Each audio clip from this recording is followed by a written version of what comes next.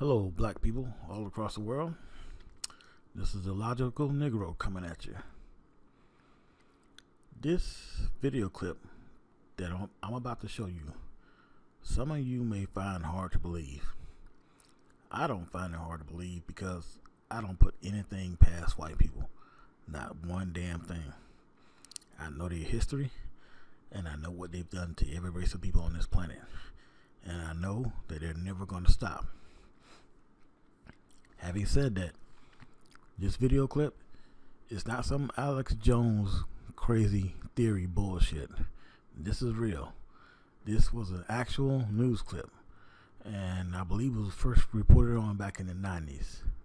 What you're going to see is the United States Army were spraying chemicals on minority neighborhoods, particularly black neighborhoods, and some white people too.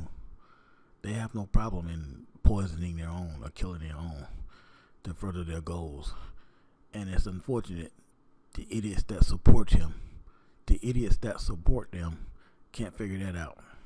This next story is so unbelievable, we didn't think it could possibly be true. But after receiving thousands of records and declassified reports from the Army, it's confirmed that during the Cold War, the United States military conducted secret tests on unsuspecting people in the city of St. Louis.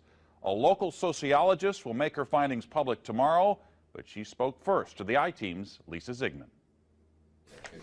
Lisa Martino Taylor's life work has been to uncover details of the Army's ultra-secret military experiments carried out in St. Louis and other cities during the 1950s and 60s. This study was secretive for a reason.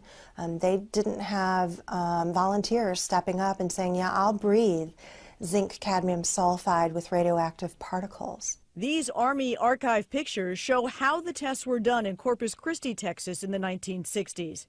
In Texas, planes were used to drop the chemical, but in St. Louis, the Army placed chemical sprayers on buildings and station wagons.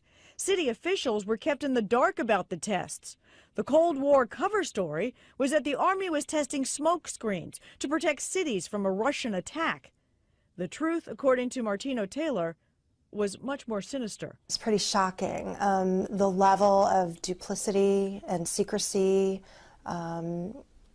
Clearly, they went to great lengths to deceive people. By making hundreds of Freedom of Information Act requests, she uncovered once classified documents that confirmed the spraying of zinc cadmium sulfide. The greatest concentration of this compound was sprayed near the Pruitt-Igoe housing complex just south of downtown St. Louis. It was home to 10,000 low-income people, and an estimated 70% were under the age of 12. Martino Taylor claims they all unknowingly inhaled this compound morning, noon, and night so the government could measure its effects on their lungs. So this was in violation of all medical ethics, all international codes, and the military's own policy at that time. In 1994, then Congressman Richard Gephardt asked the Army to open its records and explain the St. Louis testing. We want to make very sure that nothing went on that would harm anyone and that all the facts are out on the table. Documents released in the 90s show the Army placed sprayers on this former Knights of Columbus building on Lindell and in Forest Park.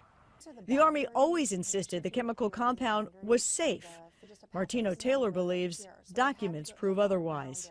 There's a lot of evidence that indicates that people in St. Louis, in the city, particularly in minority communities, were subjected to military tests that was connected to a larger radiological weapons development and testing project. For the first time, she links the St. Louis testing to a company called U.S. Radium, a company notorious for lawsuits involving radioactive contamination of its workers. United States Radium had this reputation where they had been found legally liable decades prior for producing a radioactive powdered paint that killed many young women who painted fluorescent watch dials.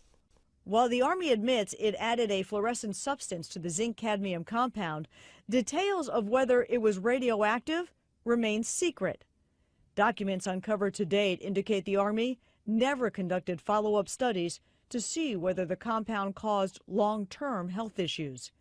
In 1972, after years of crime, poverty, and decline, the government destroyed the Pruitt-Igoe housing complex. Lisa Zigman, News Channel 5, I-Team. Now, the company U.S. Radium no longer exists. Martino Taylor has placed all of her research, including the declassified documents, online and will link you to that data at ksdk.com. Now, she will make all of her findings public tomorrow at St. Louis Community College Merrimack campus. In the meantime, if you remember the spraying, the I-Team's Lisa Zigman would like to hear from you. You can email her at lzigman@ksdk.com.